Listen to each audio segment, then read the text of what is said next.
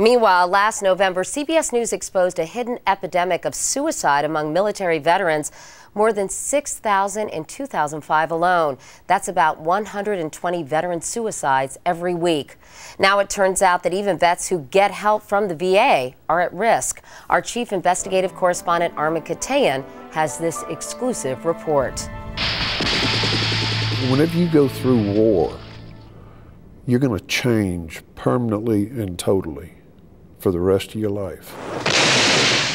Harold Pendergrass knows firsthand the hidden wounds of war. He served 2 tours in Vietnam. I carried a suicide note around in my pocket for years. At 57, this former Army soldier has tried to take his own life 3 times and says he constantly wrestles with thoughts of killing himself. I'd sat around numerous times with a 44 in my mouth, and for some reason I just couldn't pull the trigger. I don't know why. Now CBS News has obtained never-before-seen patient data from the Department of Veterans Affairs, detailing the growing number of suicide attempts among veterans recently treated by the VA. The data reveals a marked overall increase from 462 attempts in 2000 to 790 in 2007. This is highly statistically significant. Dr. Bruce Levin, head of the Biostatistics Department at Columbia University, is one of 3 experts who analyzed the data for CBS News. I'd characterize it as something that deserves further attention. Overall, the data suggest about a 44% increase. According to the experts, 2 age groups stood out between 2000 and 2007. First, ages 20 to 24, those likely to have served during the Iraq-Afghan wars. Suicide attempts rose from 11 to 47.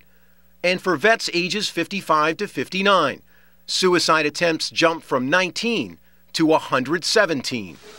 In both age groups, the attempted suicides grew at a rate much faster than the rest of the VA patients. In addition, this VA study, also obtained exclusively by CBS News, reveals the increasing number of veterans who recently received VA services and still succeeded in committing suicide, rising from 1,403 suicides in 2001 to 1,784 in 2005, figures the VA has never made public. These are incredible figures. Congressman Bob Filner is chairman of the House Committee on Veterans Affairs. He's been critical of the VA's unwillingness to provide a full accounting of veteran suicides. Does it surprise you that a study like that even exists? Well, given the fact that we keep asking for data and they say we don't have any, yes, it surprises me. Does that anger you?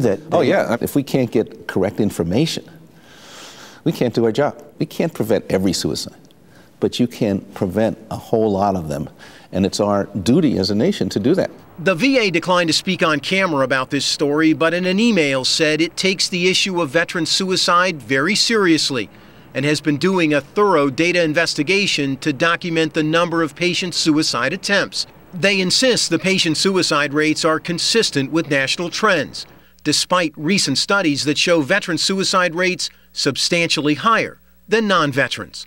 Harold Pendergrass worries the VA remains ill-equipped to handle the next generation of veterans who will be fighting the horrors of war for decades to come.